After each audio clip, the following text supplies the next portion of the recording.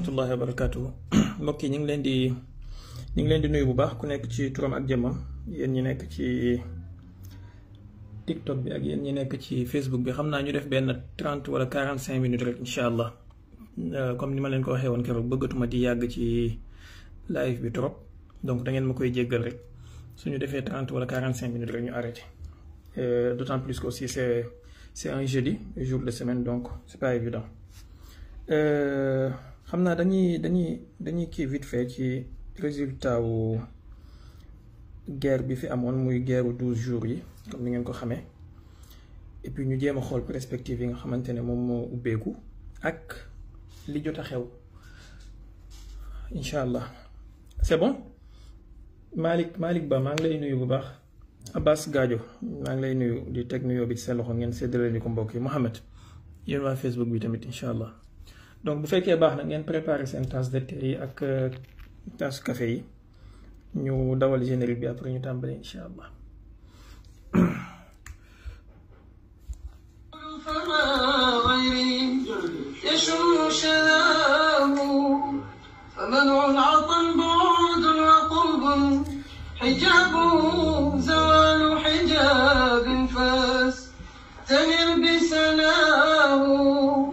فمهما يقول لا سبيل لوصل من تحب فقل لا أراك سواه فأنت مراد الكل والكل واصل فمهما دراك العبد لا لمناه فأنت مراد الكل والكل واصل فمهما دراك العبد لا لمناه.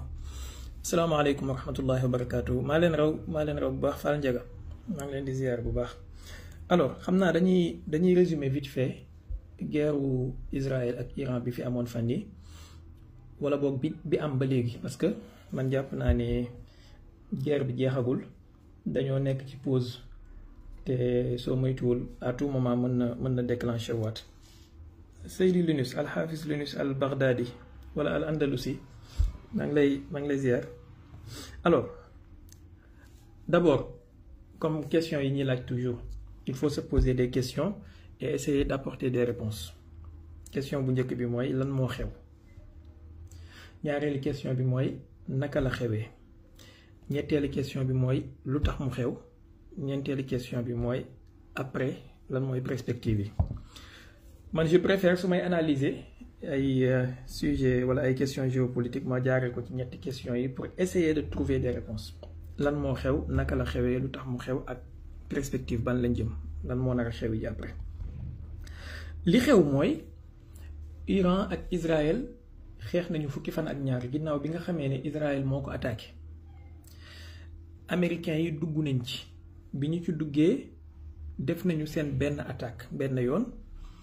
Iraniens yi fayu nañu wala bokk ngeen def ko entre guillemets dinaa leen wax lu tax.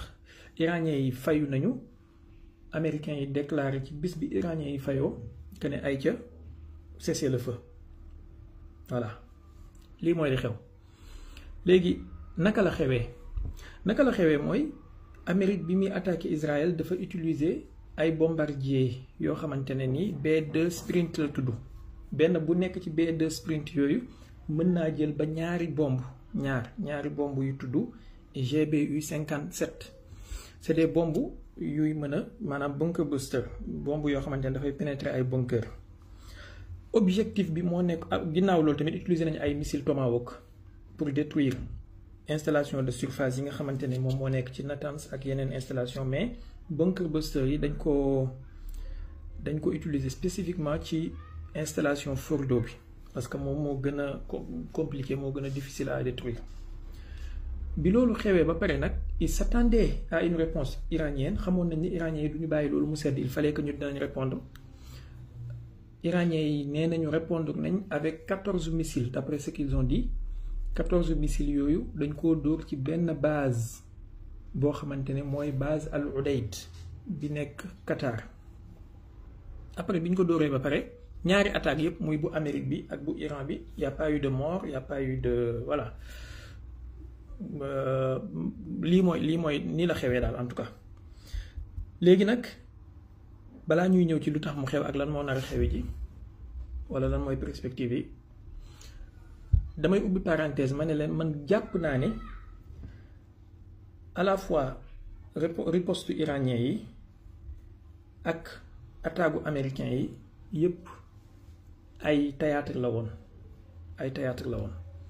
maanaam c'était bien calibré bien chorégraphié sérieusement bokkuma ci ñi nga xamante ne dañoo nekk ay fans Donald Trump immodéré maanaam fans yoo xamante ne ni ils ont un amour démesuré ci Donald Trump il n'est pas ma tasse de thé du tout mais dafa am ñoo xamante ne ci analyse yi léeg-léeg boo leen di déglu tu as l'impression que dañu jàpp ne Donald Trump c'est un messie bu wàccee asamaan boo xamante ne dafa bëgg jàmm ci àdduna bi et jàmm rek ko tax a jóg dafa ñëw pour delloosiwaat jàmm et puis lépp lu muy def rek même bu fekkee ay actions militaires la ce ne sont que des théâtres et des fanfaronnades pour arrêter wax dëgg yàlla gëwuma loolu man li ma gëm mooy Donald Trump c'est un président américain boo xamante ne lépp lu muy def intérêt Amérique moo koy dicté intérêt Amérique yooyu nag su laajee bombarder àdduna bi yépp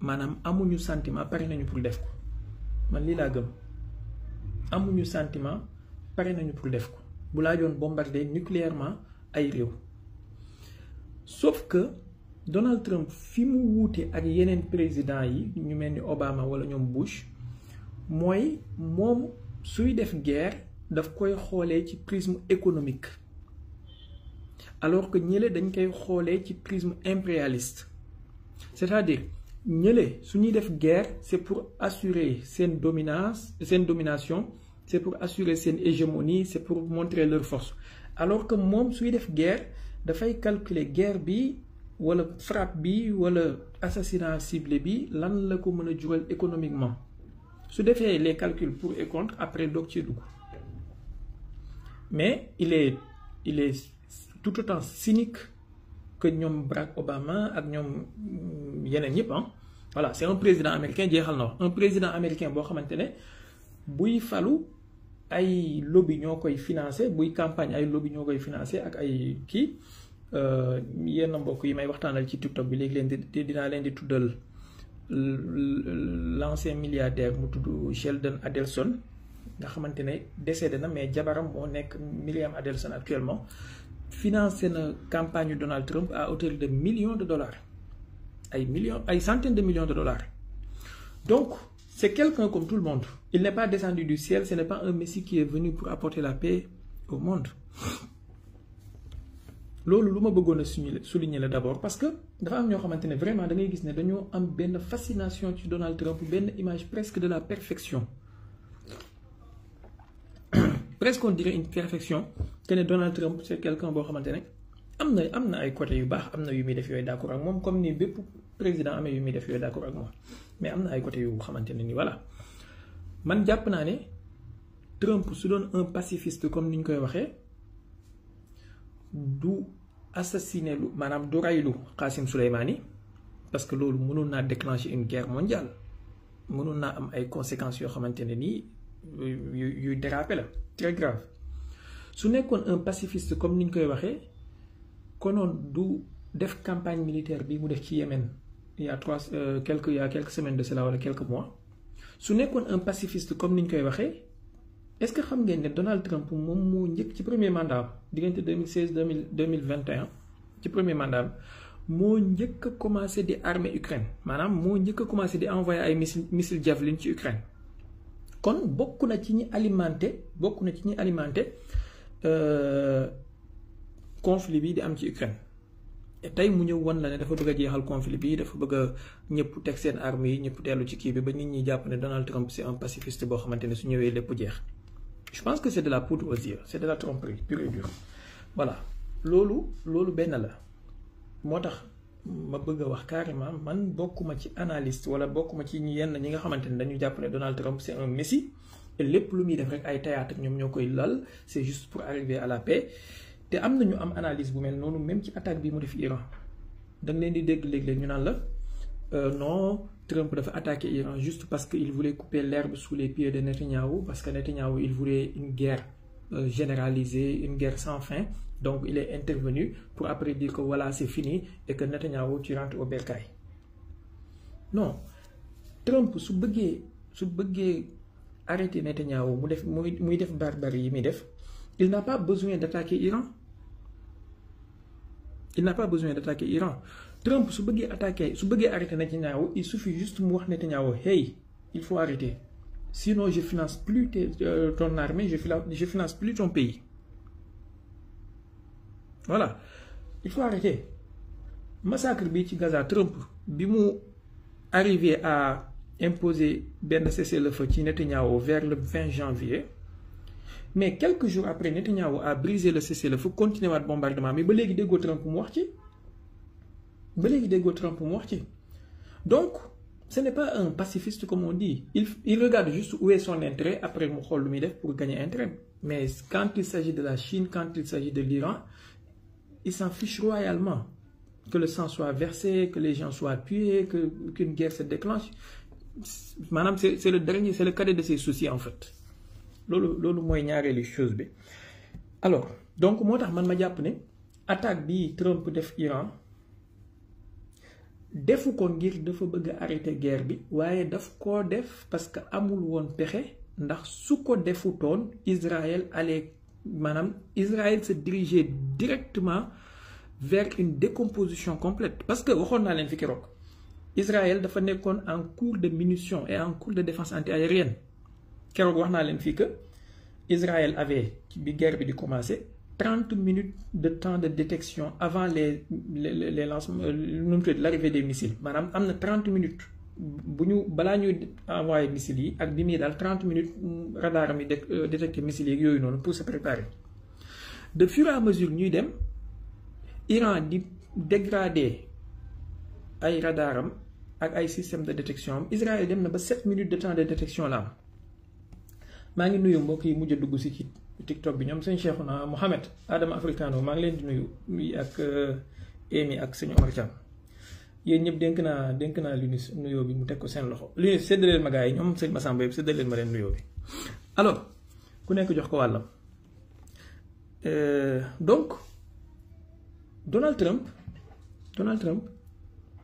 dafa xam ne su intervenirul woon, mais Iran commencé woon na di soppi couche de défense antiaérienne yi mu am yépp comme benn rideau mayga, et loolu su continuer woon Israël dafay dee. Maanaam existence Israël en tant que état-nation moo nekkoon en jeu, te moom xam na ne Netanyahu c'est quelqu'un de pas rationnel du tout. Bu demoon ba gis ne la survie de son état était en jeu, mën na utiliser nucléaire, parce que Israël ñëpp voilà c'est un secret de polichinelle, Israël est nucléaire. Donc su demoon ba la survie de son état nekk en jeu, mën na utiliser nucléaire. Te gis na ne Israël, d'après beaucoup d'analystes, Israël tolloon na foo xamante ne ni 10 à 12 jours de défense antiaérienne moo ko dese woon. Maanaam bu guerre bi continuer woon, en 12 jours, maanaam moins de 2 semaines, Israël serait sans défense antiaérienne, sans tenir compte que missiles antiaériens yi Israël am ni mu chéré, parce que benn tir de missile SAT, c'est un système américain boobu SAT, benn tir de missile bi ça coûte 12 millions de dollars, benn tir de missile ça coûte 12 millions de dollars. Et xam ngeen ne wala yéen ñëpp gis ngeen vidéo yi, Iran am na ay missiles yu muy envoyé, souvent il faut am na benn missile boo xamante ne bi ko Iran envoyé, yaakaar naa c'était le Fatah 1. Il fallait 14 missiles intercepteurs pour engager le missile iranien. Et malgré ça, ils ont échoué. 14 missiles. Donc, tu fais le calcul. 14 missiles pour combien de millions de dollars l'unité? Tu vois que le rapport coût avec intérêt, coût-bénéfice, arrangé au Israël. Donc, il fallait que Trump intervienne pour sauver le soldat. Le soldat était à terre. Man jàpp naa ne daal lii moo tax Trump wala bokk na ci li tax Trump intervenir, sans tenir compte aussi pression lobby sioniste bi nekk États-Unis et tout. Mais daal bëgg jël Trump def ko mu nekk benn messi bu wàccee asamaan, il est intervenu juste pour ñëw arrêter affaire bi, pour indil Iran jàmm. Trump su bëggaloon Iran jàmm, il n'aurait pas fait assassiner Qasem Soleimani. Léegi da ngay dégg ñoo xamante ne ils ont une fascination démesurée ci Trump. ils vous disent que boo leen waxee lu tax Trump a fait assassiner Qasem Soleimani, il vous rétorque que non, il n'a pas fait assassiner Qasem Soleimani, c'est le Deep State, c'est la CIA, donc Trump n'a fait qu'endosser. Mais il pouvait se désolidariser dans ce cas. Bu fekkoon ne il n'était pas complice de cela, il n'était pas d'accord. Malgré qu'il soit le président des États-Unis, il pouvait bel et bien se désolidariser de l'opération. Mais dafa génn endossé ko. Léegi boo bàyyee loolu de côté nga laaj leen léegi Trump s'il était pacifiste, pourquoi mu retiré wu ci accord nucléaire bi avec Iran en 2018, accord bi ñu signé en 2015? Qu'est-ce qu'ils vont te dire? Maanaam il s'est retiré de l'accord pour imposer davantage de sanctions à l'Iran. Un pacifiste dina def loolu, ku bëgg jàmm dina def loolu. Donc il faut arrêter de ce rêve-là que Trump est un pacifiste qui est tombé du ciel. C'est un gars comme tout le monde. Voilà, un New-Yorkais, un dealer, un nangam, comme vous connaissez. Voilà. En plus, sans tenir compte, bon, man bëgguma dugg ci yooyu trop, mais sans tenir compte ci li gars yi di wax ci fichier Epstein yi ak li Elon Musk junjoon et tout, voilà, yooyu yëpp mën na expliquer yenn sew-sew yi. Bref, bu loolu weesoo kon man jàpp naa ne lii moo tax mu am lii moo tax li am mooy Trump dafa ñëwoon pour sauver Israël, parce que Iran ci cadence bi mu doon demee te lii wax naa leen ko ay yoon cadence bi mu doon demee su continuer woon Israël du mën a tenir. Ils ont adopté une guerre d'attrition te Iran ils sont préparés pour ça. Seen stratégie yëpp dañ ko tabax ci loolu, alors que Israël ñoom seen armée bi dañ ko taillé pour faire des guerres courtes, maanaam des interventions rapides, courtes, vite fait, bien fait. Dis-le que c'est pas tout le temps, c'est pas toujours bien fait. Ils sont nés dans le terrorisme en fait. Seen armée bi c'est conçu pour faire des jobs terroristes. Moo tax ngay gis ay assassinats ciblés, ay voitures piégées, ainsi de suite.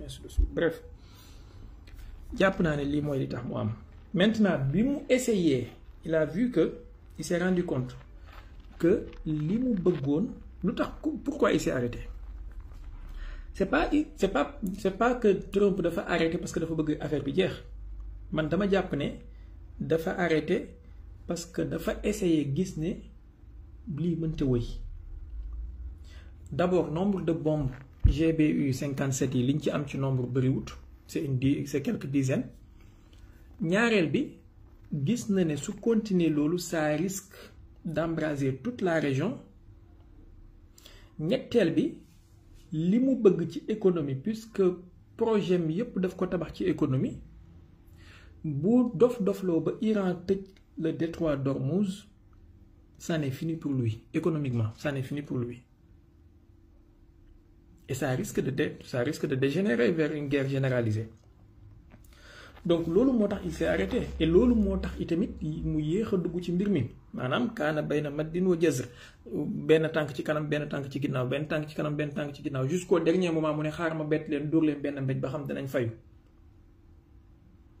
Bi mu demee ba nga xamante ne dóor na leen benn mbéj ñu fayu, mu gis ne bu ñu continuer nii, malgré que mën nañu chorégraphier seen fayu, calibrer seen fayu du moins, mais bu ñu demee ci dof-doflu pour affaire yi yaatu, ça peut faire très très mal. Ñu ne xaaral ñu arrêté. Voilà. Alors, donc ils se sont arrêtés par incapacité. Ils sont juste incapables de tenir contre l'Iran. Moo tax ñu arrêté seen yëf yi, mais pas parce que dañoo bëggal iranien yi jàmm.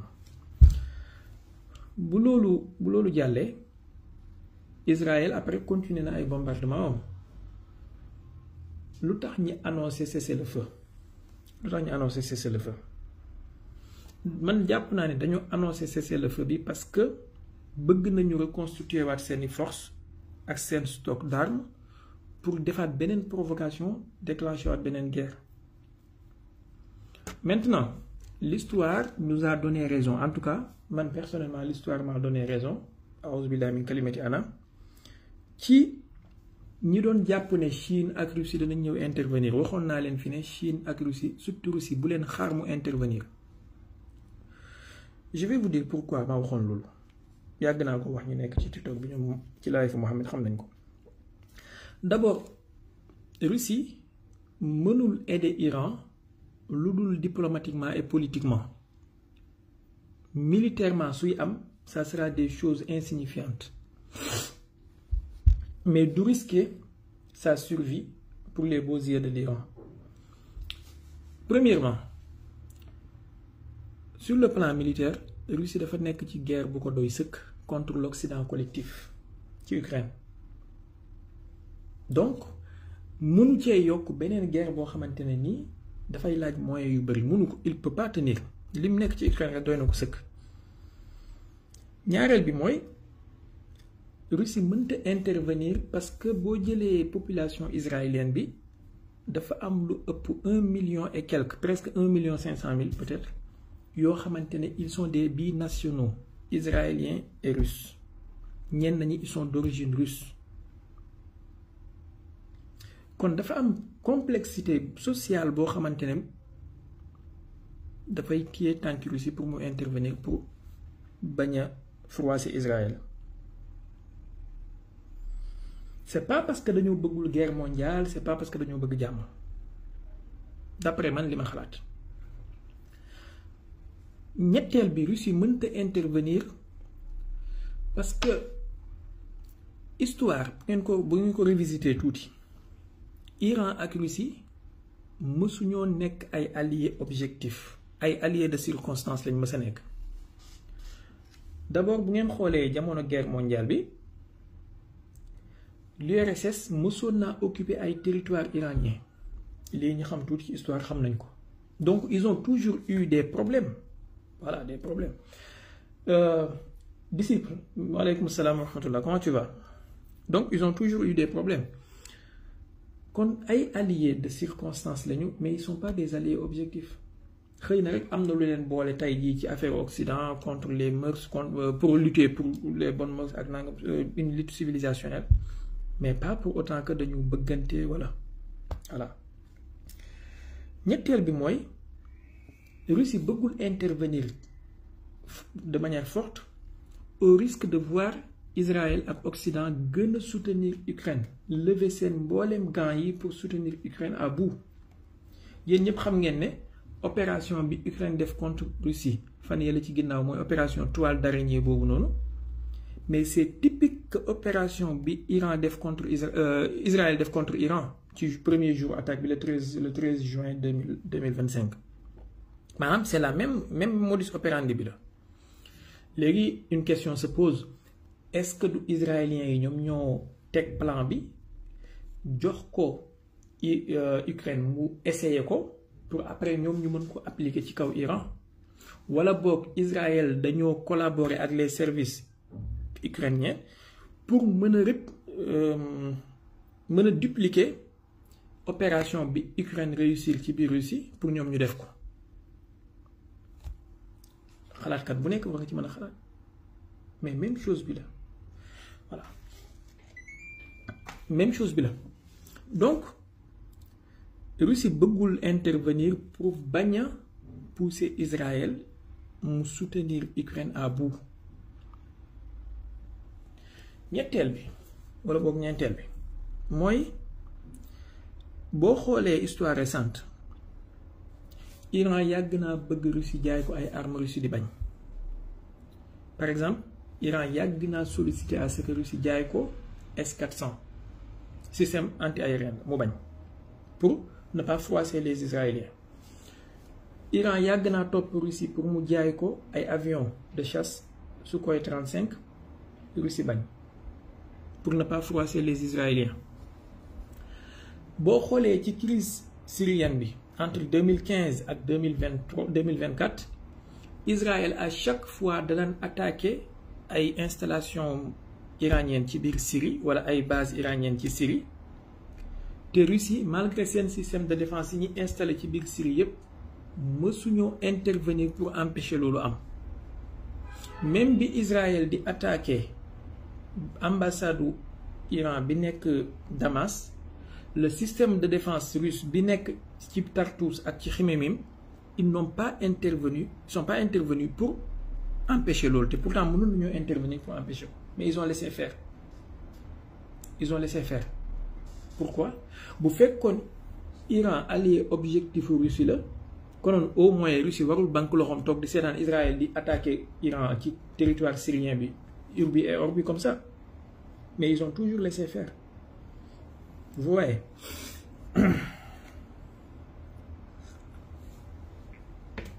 beneen bi mooy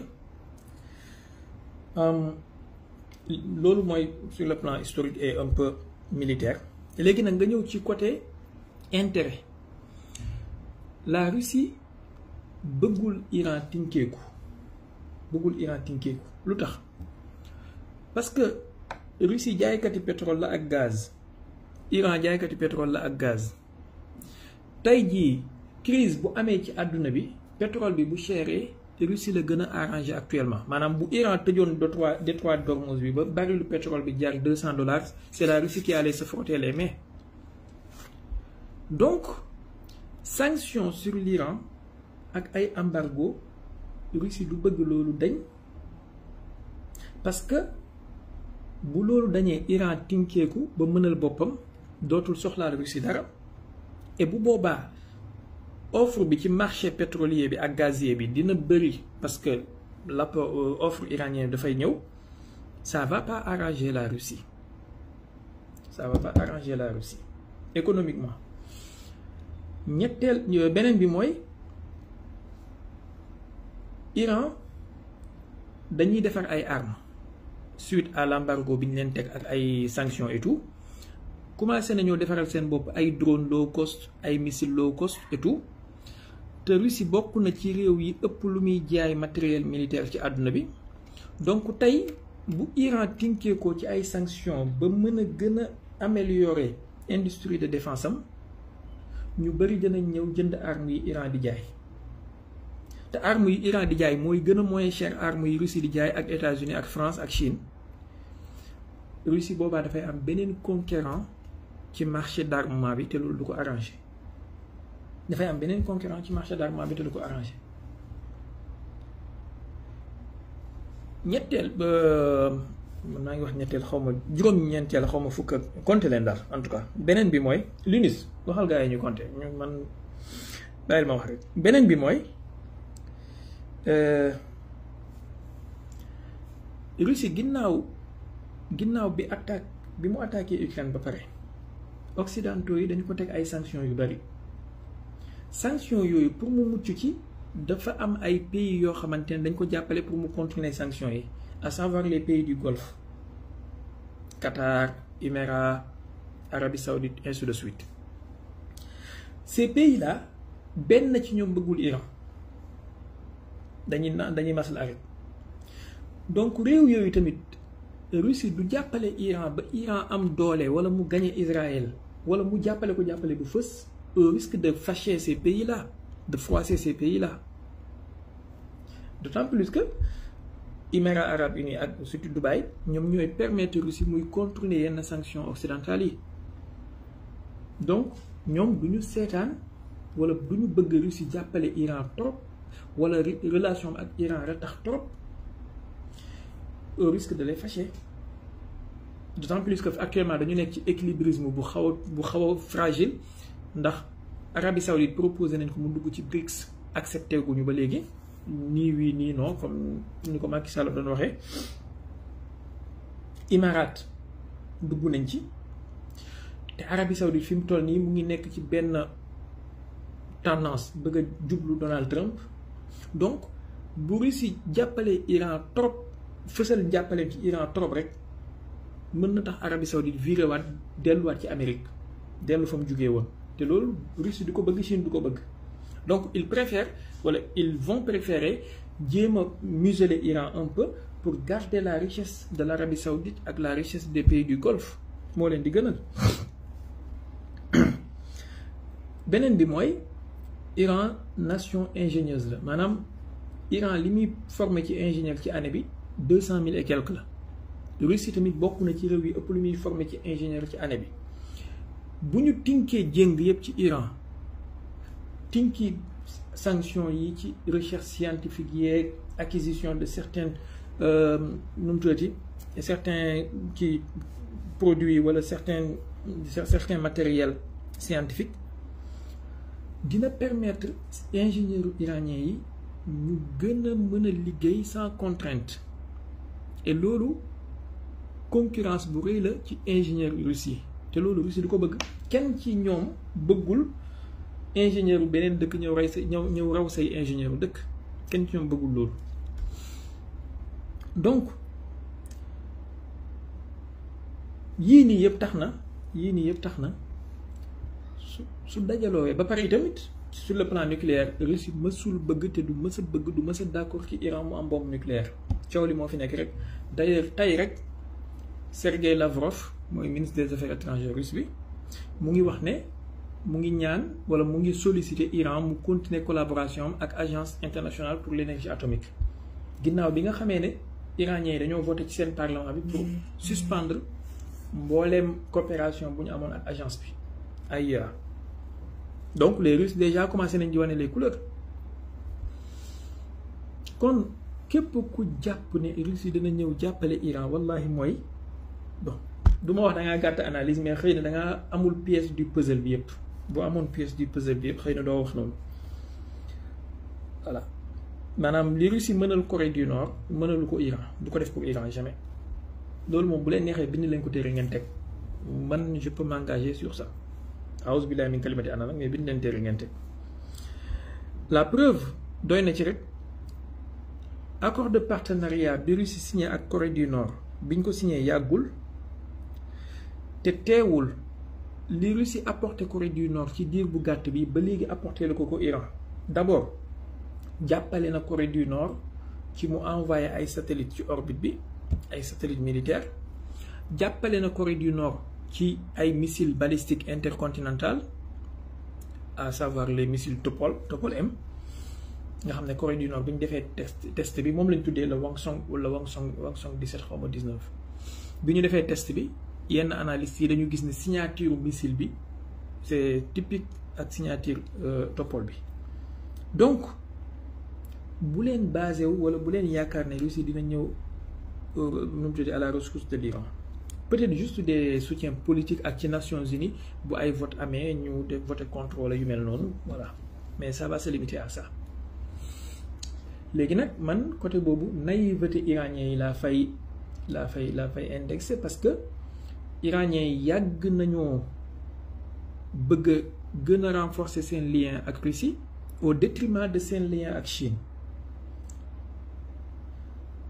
tandis que Pakistan moment boobu moom mu ngi renforcer ay liens ak Chine ba jënd ay avions chinois ak ay missiles chinois gis nañu conflit bi amoon diggante Pakistan ak Inde les armes chinoises li ñu def ci Pakistan donc les Iraniens ont toujours été naïfs pensant que bu ñu renforcer seen lien ak Russie danañ leen dimbale heureusement peut-être ñu ngi commencé di yeewu parce que danañ ci ñëw moom mooy suñu dernier point voilà lii daal ci gàttal pour ñi nga xamante ne jàppoon nañ ne mbir mi ça allait exploser et tout dëgg la situation bu compliqué la et bu très très fragile la mënoon naa dem ba yegg ci guerre mondiale mais man dama formuler woon ay hypothèses benn bu nekk ma am pourcentage bu moo ko joxoon et heureusement benn ci pourcentage hypothèse bi ma njëkkoon na jiital moom moo am mooy Iran arrivé à imposer benn guerre d'attrition de sorte que Israël ak américains yi wala occidentaux yi demander un cessez-le-feu d'après déclarer ne ñoom ñoo gagné hypothèse boobu 30% laa ko joxoon de probabilité moom moo réalisé wu fi mu toll nii mais nag guerre bi jeexul dafa pause rek dana tàmbaliwaat léegi nag lan mooy perspective yi bi ci njëkk mooy guerre bi day tàmbaliwaat sur une autre manière Israël dañoo demander pause pour premièrement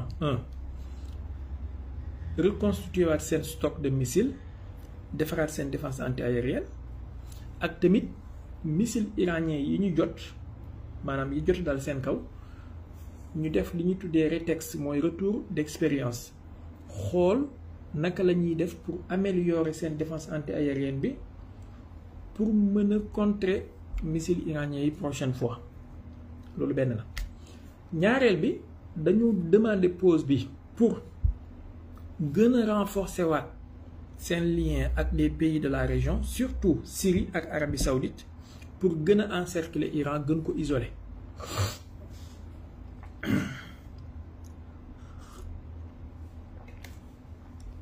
ñetteel bi dañu demander pause parce que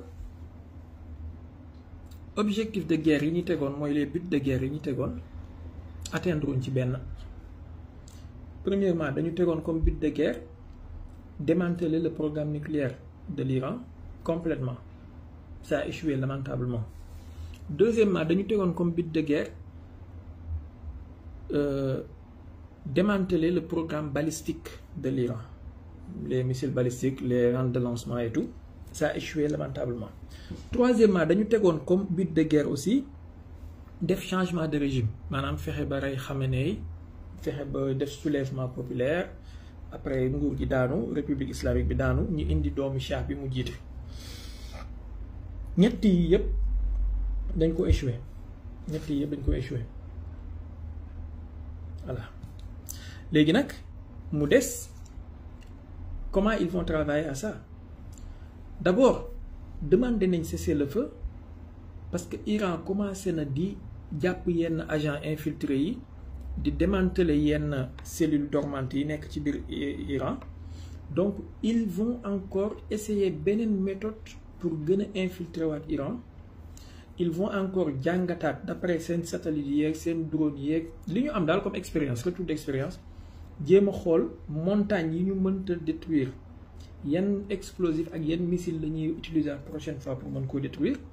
Seen agent yi nga xamante ne jàppaguñ leen ñi jéem a xool naka lañ leen di exfiltrer pour mën a defaat beneen genre encerclement, dugalaat yeneen agent yu bees tàq, créé waat beneen méthode en fait pour mën a réussir.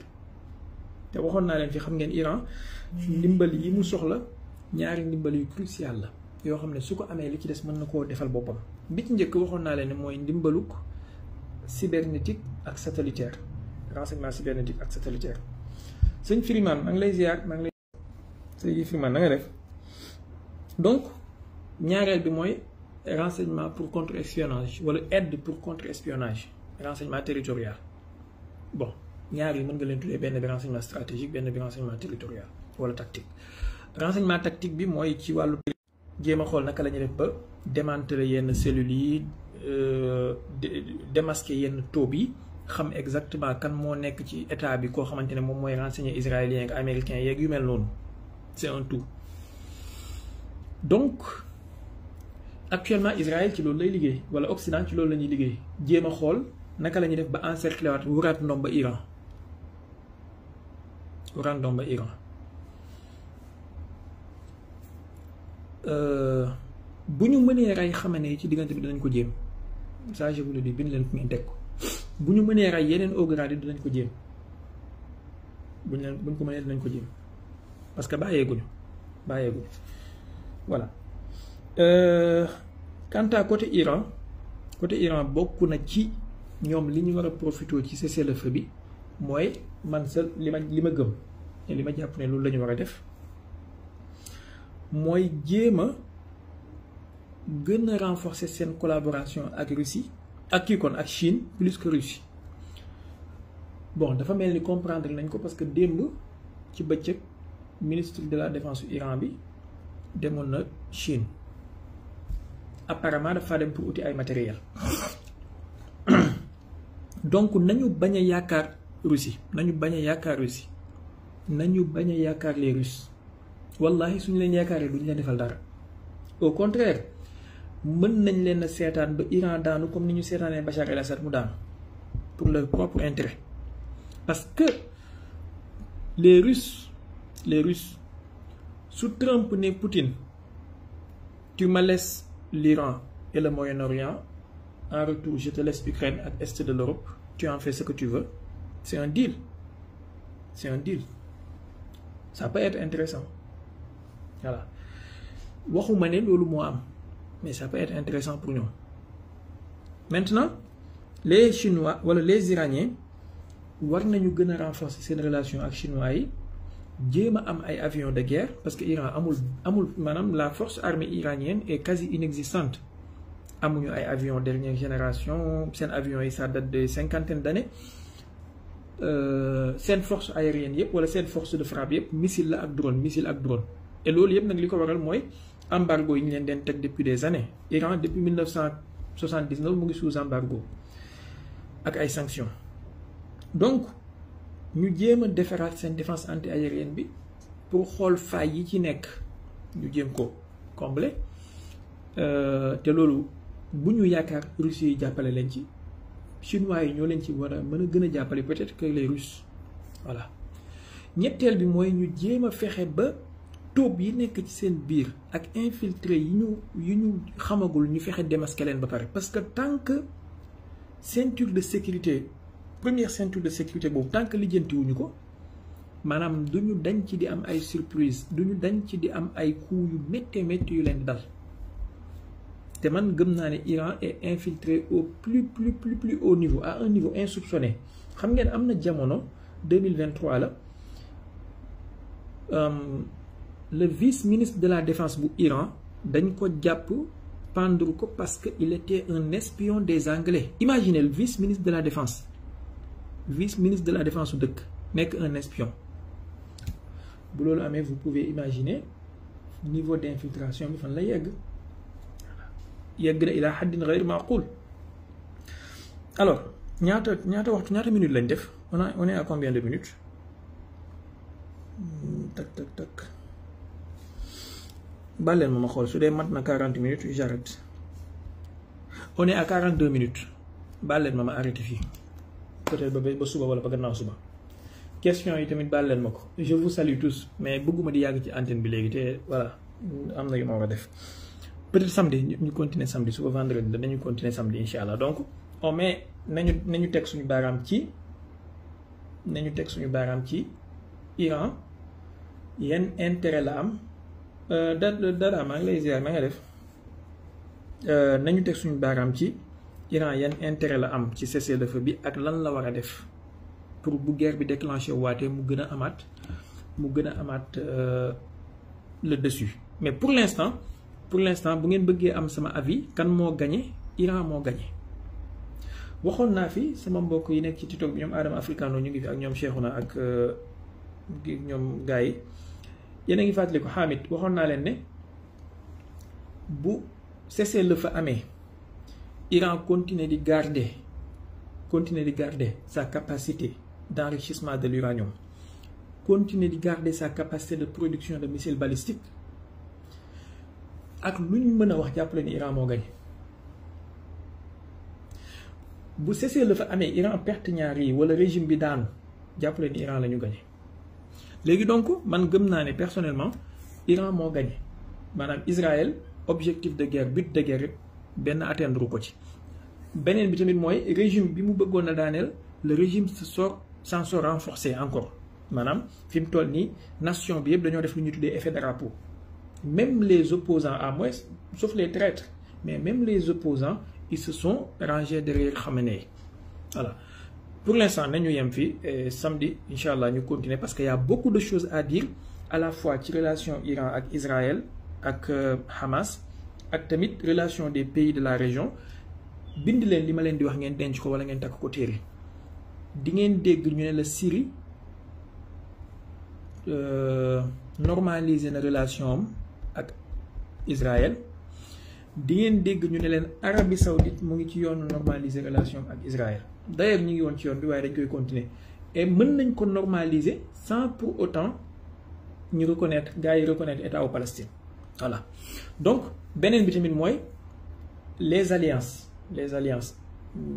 et tout Iran nan la war a kii danañ ci wax samedi incha allah nan la war a tourner ces alliances stratégiques parce que jàpp naa ne am na beaucoup de choses à refaire ak seen président bi ak gouvernement bi nekk fi nga xamante ne man gëm naa ne président bi daal y a beaucoup de choses man yu ma jaaxal ci xoolal imaginer yow président wu Iran ñu attaqué sa dëkk jour bu israéliens yi waxee ne dañoo bëgg cessez-le-feu américains yi ne dañoo bëgg cessez-le-feu le lendemain le président sort pour dire que nous sommes prêts à dialoguer c'est-à-dire nous sommes prêts à capituler en fait